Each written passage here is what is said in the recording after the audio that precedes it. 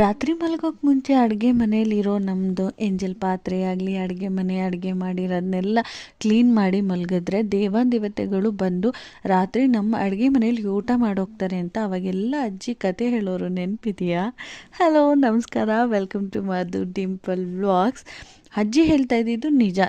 ದೇವತೆಗಳು ಬರ್ತಾರೋ ಇಲ್ವೋ, ಆದರೆ ಜಿರಳೆಗಳಂತೂ ಬರಲ್ಲ. ಅಡುಗೆ ಮನೆ ನಾವೆಷ್ಟು ಕ್ಲೀನಾಗಿರ್ತೀವೋ ಜಿರಳೆಗಳು ಅಷ್ಟೇ ಕಮ್ಮಿ ಆಗುತ್ತೆ. ನಮ್ಮ ಆರೋಗ್ಯದ ದೃಷ್ಟಿಯಿಂದನೂ ಅದು ತುಂಬಾ ಒಳ್ಳೆಯದು ಅಂತ ಅನ್ಕೋತೀನಿ. ಇನ್ನು ತಿಂಡಿಗೆ ಬೆಳಗ್ಗೆ ಅಂದ್ಬಿಟ್ಟು ಸಿರಿಧಾನ್ಯದ್ದು ಕಿಚಡಿ ಮಾಡೋಣ ಅಂತ ನವಣೆ ಅಕ್ಕಿನ ರಾತ್ರಿನೇ ನೆನೆಹಾಕಿದ್ದೆ.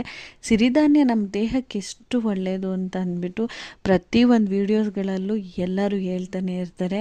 ಆದರೆ ನಾವು ಬೇಗ ಮಾಡಬೇಕು ಅಂದ್ಬಿಟ್ಟು ಕೆಲವೊಂದು ಸಲ ಹಾಗೇನೇ ಮಾಡ್ತೀವಿ. ಅಂದರೆ ಅದನ್ನು ನೆನೆಹಾಕೋದೇ ಇಲ್ಲ. ಯಾವುದೇ ಸಿರಿಧಾನ್ಯದ ಅಕ್ಕಿ ತೊಗೊಂಡ್ರು ಮಿನಿಮಮ್ ಒಂದು 3-4 ಗಂಟೆ ನೆನೆಯಲೇಬೇಕು. ಮ್ಯಾಕ್ಸಿಮಮ್ ಅಂದರೆ 8 ಗಂಟೆ ನೆನೆದ್ರೆ ಅದು ತುಂಬ ದೇಹಕ್ಕೆ ಒಳ್ಳೆಯದು. ನಮ್ಮ ದೇಹಕ್ಕೆ ಬೇಕಾಗಿರೋ ನಾರಿನಂಶ ಅದರಲ್ಲಿ ಯಥೇಚ್ಛವಾಗಿರೋದ್ರಿಂದ ಅದು ನೆನೆದಷ್ಟು ನಮಗೆ ಯಥೇಚ್ಛವಾಗಿ ನಾರಿನಂಶ ಸಿಗುತ್ತೆ ಅಂತಲೇ ಹೇಳ್ಬೋದು. ಈ ಸಿರಿಧಾನ್ಯದ ಕಿಚಡಿ ತುಂಬಾ ಸಿಂಪಲ್ಲು ಮತ್ತು ಬೇಗನೆ ಆಗಿಬಿಡತ್ತೆ. ಸಿರಿಧಾನ್ಯನ ರಾತ್ರಿ ನೆನೆಹಾಕಿದರೆ ಬೆಳಗ್ಗೆ ಎದ್ದು ಮಾಡ್ಬೋದು, ಇಲ್ಲ ಅಂದರೆ ಅಕ್ಕಿಲೂ ಸಹ ಮಾಡ್ಕೊಳ್ಬೋದು. ತುಂಬಾ ಸಿಂಪಲ್ ಮತ್ತು ತುಂಬ ಬೇಗ ಆಗೋವಂಥ ಕಿಚಡಿ ಇದು.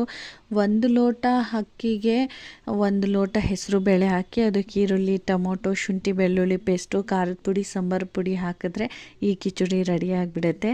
ವಿಡಿಯೋ ಬೇಕು ಅಂದರೆ ಕಮೆಂಟ್ ಮಾಡಿ, ನೆಕ್ಸ್ಟ್ ವಿಡಿಯೋದಲ್ಲಿ ನಾನು ಅಪ್ಲೋಡ್ ಮಾಡ್ತೀನಿ. ಇದು ಗುರುವಾರದ ವಿಡಿಯೋ ಆಗಿರುತ್ತೆ. ಗುರುವಾರ ಅಂತಂದರೆ ಒಂಥರ ಹಬ್ಬ ಥರ ಫೀಲ್ ಆಗ್ತಾ ಇರುತ್ತೆ ನನಗೆ. ಇಡೀ ದೇವರ ಮನೆ ಎಲ್ಲ ಕ್ಲೀನ್ ಮಾಡಿ ದೇವರಿಗೆ ನೈವೇದ್ಯ ಮಾಡೋದೇ ಒಂಥರ ಖುಷಿ ಅನ್ನಿಸ್ತಾ ಇರುತ್ತೆ ನನಗೆ.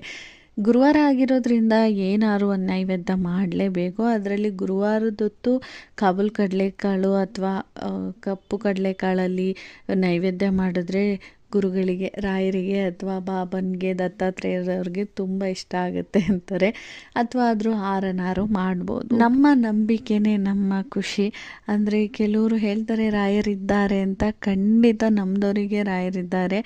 ನಾನು ಹೇಳೋದು ಸಬ್ಕಾ ಮಾಲಿಕ್ ಹೇಗೆ ಓ ಮೇರಾ ಬಾಬಾ ಹೇ ಅಂತಲೇ ಅಂದ್ಕೊಂಡಿರ್ತೀನಿ ಯಾವಾಗಲೂ. ಮನೇಲಿ ಪೂಜೆ ಎಲ್ಲ ಮುಗಿಸಿ ಸಚ್ಚರಿತೆ ಕಥೆನೂ ಓದಿ ನಾವು ಹೊರಟಿದ್ದು ಕಾಮಧೇನು ಕ್ಷೇತ್ರಕ್ಕೆ. ಅಲ್ಲಿ ರಾಯರ ಮಠನೂ ಇದೆ, ಹಾಗೆ ಬಾಬನ ಮಂದಿರನೂ ಸಹ ಇದೆ. ಮೊದಲೋಗಿದ್ದು ರಾಯರ ಮಠಕ್ಕೆ, ಅಲ್ಲೋಗಿ ರಾಯರ ದರ್ಶನ ಮಾಡಿ ನಂತರ ಬಂದಿದ್ದು ಬಾಬನ ಮಂದಿರಕ್ಕೆ. ಆ ಕತ್ಲಲ್ಲಿ ಬಾಬಾ ಎಷ್ಟು ಚೆನ್ನಾಗಿ ಕಾಣ್ತಿದ್ರು.